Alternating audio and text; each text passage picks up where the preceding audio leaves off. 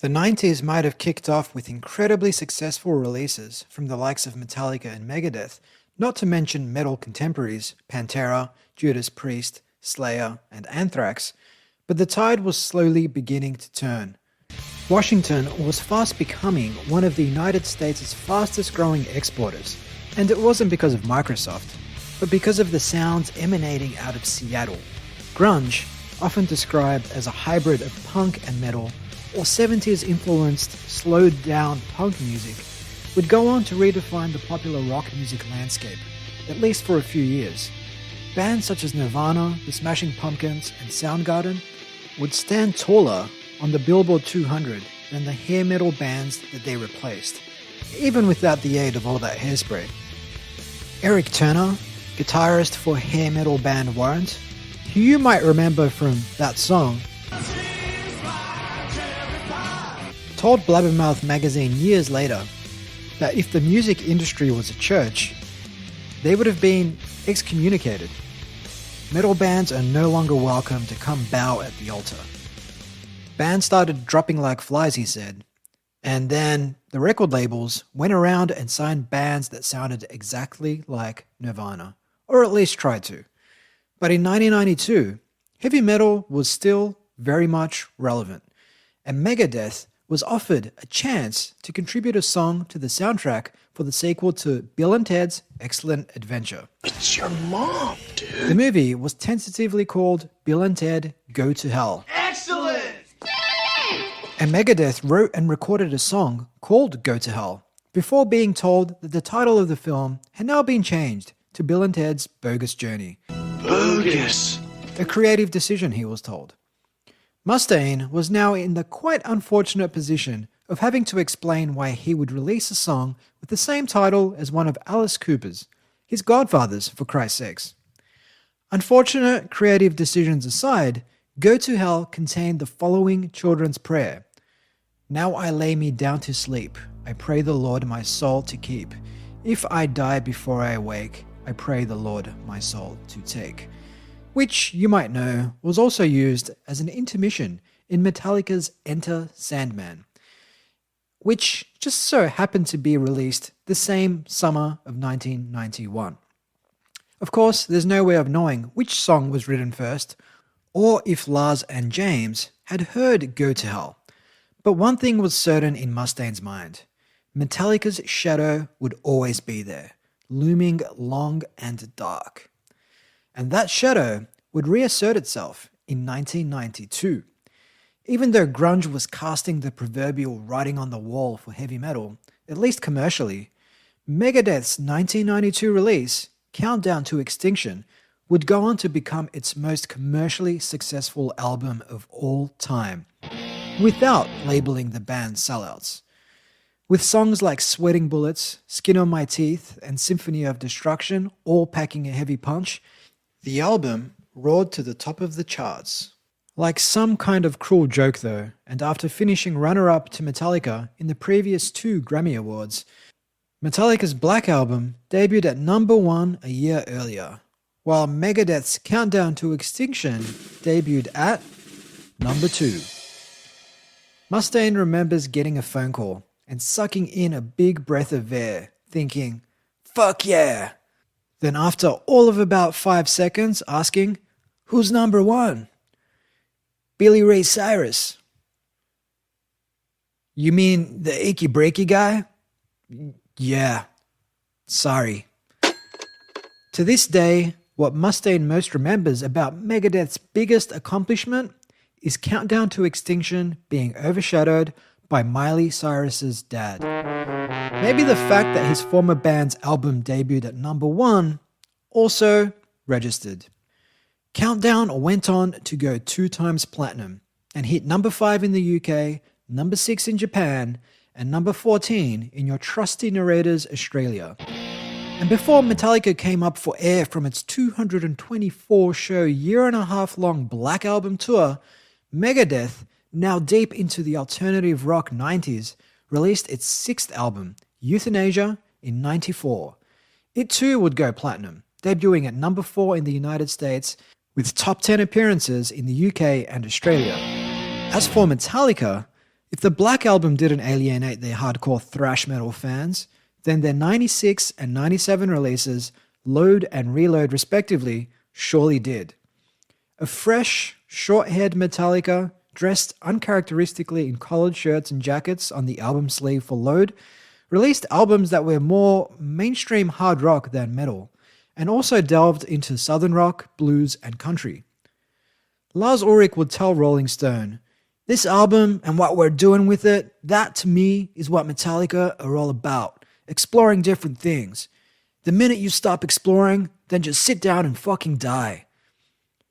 Despite losing old fans, Metallica, on the back of its earlier success with Black, gained hordes of new fans, with both Load and Reload debuting at number 1 on the Billboard 200 and going platinum several times over.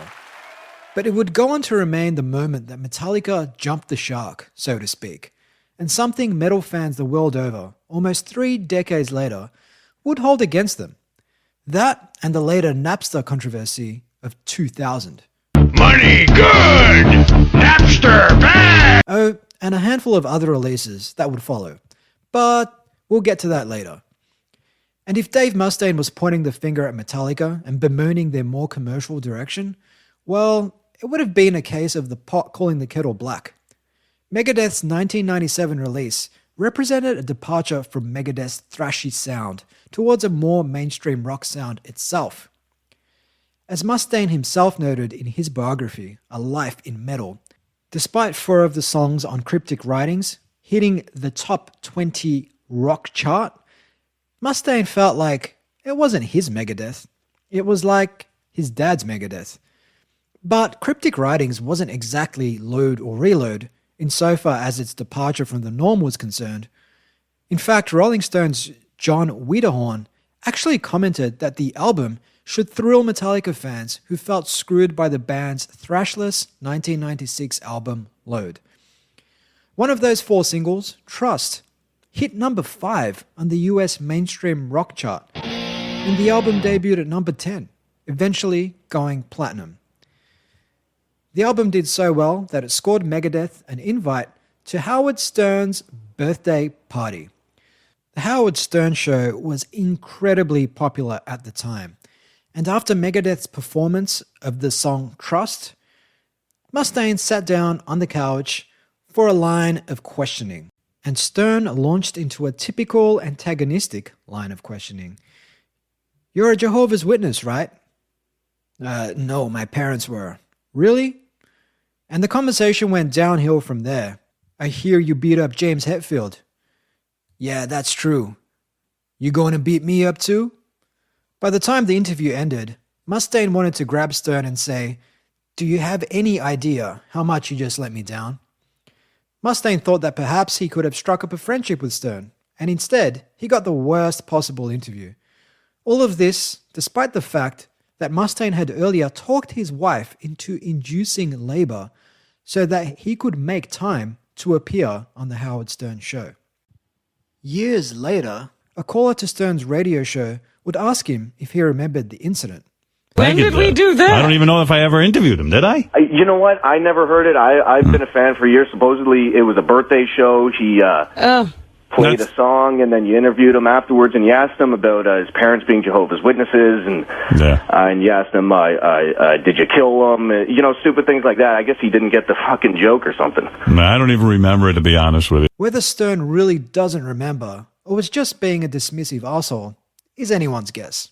Sadly, Cryptic Writings would be the last album with Nick Menza behind the drum kit, due to a temporary knee injury, but also due to what Mustaine had perceived as challenges with Menza's character.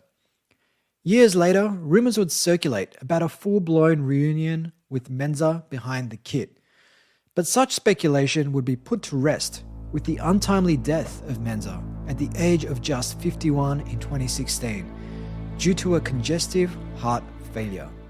Megadeth's subsequent release, 1999's Risk, lived up to its name. It was to Cryptic Writings what Load was to Black, a big step in a very commercial direction, evident by the obvious absence of the band's traditional logo or its mascot Vic Rattlehead from the cover. The album was alternative rock, with some reviewers comparing it to industrial rock act 9 Inch Nails. Steve Wells of NME gave it a 0 out of 10 and labeled it corporate mock rock. Years later, Mustaine would say that the sound on Risk was him capitulating to Marty Friedman's desires to be more of an alternative band. We kept slowing down and slowing down and slowing down.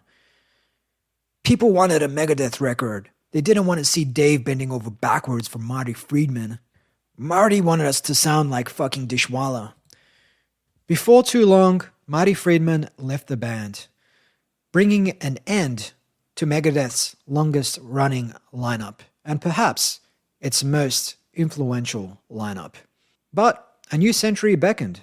Now, with both bands entering their third decade, was there still appetite for their music?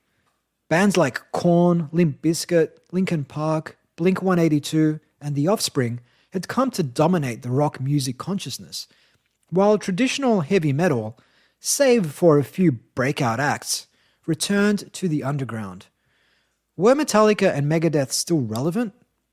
The Y2K bug promised that all hell would break loose at the turn of the millennium. And with the internet fast changing the landscape of almost everything we know, including music, would there still be demand for heavy metal music? Or would this just be some kind of 20th century thing? The metal world needed a hero. Hope you enjoyed this episode of Battle of the Bands. If you did, please make your way over to your podcast player. Like it, share it, subscribe it, tell a friend, do all of that good stuff wherever you happen to listen to it. Sources for this podcast include A Life in Metal from Dave Mustaine, as well as Enter Night by Mick Wall, and the amazing Birth School Metallica Death by Paul Brannigan and Ian Winwood. For a full list of sources, head over to nofilter.media/battle. Battle of the Bands was written, narrated, and produced by me, Steve Glaveski. Until next time, cue those house lights.